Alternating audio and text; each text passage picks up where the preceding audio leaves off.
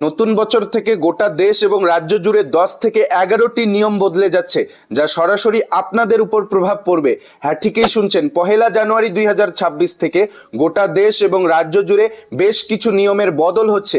কোন কোন নিয়মে বদল হচ্ছে? আপনারা ব্যাংকে টাকা রাখেন, রেশন দোকান থেকে রেশন পান, আধার কার্ড, প্যান কার্ড রয়েছে আপনাদের, এগুলো একাধিক নিয়মে পরিবর্তন আসে। তাছাড়াও নতুন বছরের শুরুতেই সোনা রূপার দামে কি কোনো পরিবর্তন আসছে এবং মোবাইল রিচার্জের দাম আরো কতটা বৃদ্ধি হচ্ছে, গাড়ির দাম বাড়ছে নাকি কমছে, সমস্ত আপডেট কিন্তু জানতে পারবেন।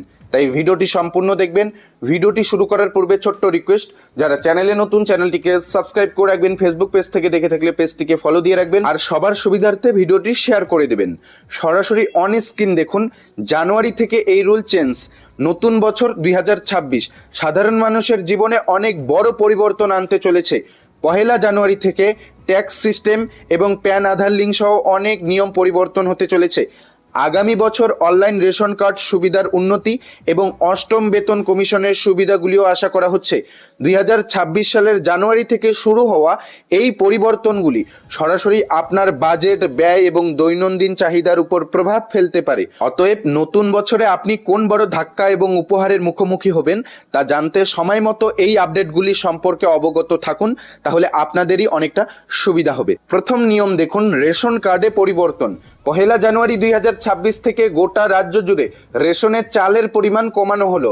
যারা আগে 21 কেজি করে চাল পেতেন, তারা 1 জানুয়ারি থেকে রেশন থেকে 15 কেজি করে চাল পাবেন। যারা আগে 3 কেজি চাল পেতেন, তারা রেশন দোকান থেকে নতুন বছর থেকে 2 কেজি করে চাল পাবেন। এ নিয়ে আমরা অলরেডি ভিডিও দিয়েছি। এবার দেখুন রেশন কার্ডে আর কি পরিবর্তন। দেখুন, 1 জানুয়ারি থেকে রেশন কার্ড সম্পর্কিত পরিষেবাগুলি সাধারণ মানুষের জন্য আরও সহজ হয়ে উঠবে। নতুন রেশন কার্ড তৈরি করা থেকে শুরু করে নাম যোগ করা, নাম বাদ দেওয়া বা সংশোধন করা, প্রক্রিয়াটি সম্পূর্ণ অনলাইনে হবে। যে কেউ এখন তাদের মোবাইল ফোন বা কম্পিউটার ব্যবহার করে বাড়ি থেকে আবেদন করতে পারবেন। এই পরিবর্তনটি বড় স্বস্তি প্রমাণিত হবে, বিশেষ করে গ্রামীণ এবং প্রত্যন্ত অঞ্চলে বসবাসকারী ব্যক্তিদের জন্য, যাদের আর সরকারি অফিসে যেতে হবে না। রেশন কার্ডের কোনো কাজের জন্য সরকারি অফিসে দৌড়তে হবে না। পরের নতুন নিয়ম দেখুন, প্যান আধার লিঙ্ক এবং জরিমানা। তবে যদি আপনি 31 ডিসেম্বর 2025 সালের মধ্যে আপনার প্যান কার্ড আধারের সঙ্গে লিঙ্ক না করেন, তাহলে 1 জানুয়ারি 2026 থেকে আপনার প্যান কার্ডটি নিষ্ক্রিয় হয়ে যেতে পারে। এর ফলে কেবল মোট অঙ্কের জরিমানাই হতে পারে না, বরং ব্যাংকিং কার্যক্রমেও উল্লেখযোগ্য অসুবিধা হতে পারে।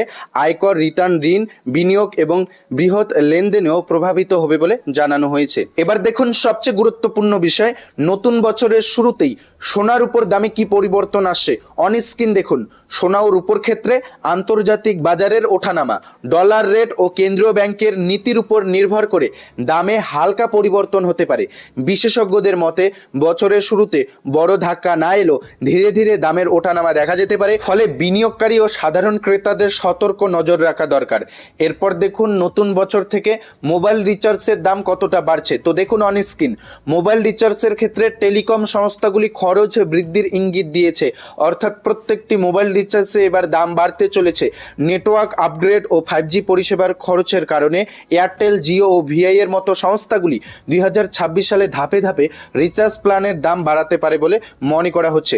যদিও এক ধাক্কায় বাড়ানো হবে না, ধীরে ধীরে এই পরিমাণ কিন্তু বাড়ানো হবে, যেমনটা বাড়ানো হয়েছে 2025 সালে, 2024 সালে। এর আগে আমরা দেখেছিলাম 239 টাকার প্ল্যান ছিল, সেটা একেবারে মুছে ফেলা হয়েছে। এবার 299 টাকার নিচে কোনো নেটওয়ার্ক প্ল্যানেই আপনারা পাবেন না।